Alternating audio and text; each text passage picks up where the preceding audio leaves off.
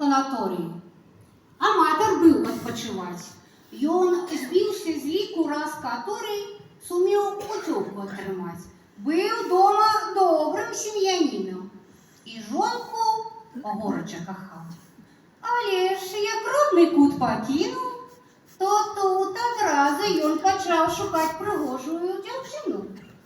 Была ж для гэтага прычына, каб з ёй весела пажыць, ды пуцёўку не спаліць. Мужчына ж ён у самай сіле. І тут, нібыта ў казкі той лісіцы, у кароткай вузенькай спадніцы з'явілася Марыля.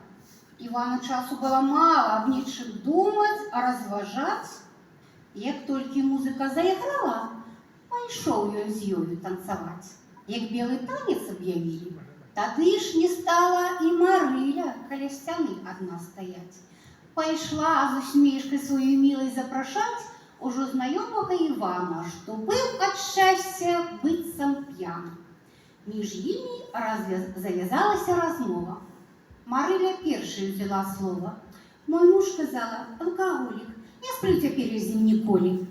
Іван казаў, што жонку ж мае, але ж я яе не кахае, бо неахайная, гультайка, не хоча мыць трусы і майкі. І прытым дурніца прывыкла кожны дзень сварыцца. Пра свае клопаты і мары сказаць, што кожны з іх знайшоў. І вельмі хутка ў гэтай пары працэс пачаўся і пайшоў.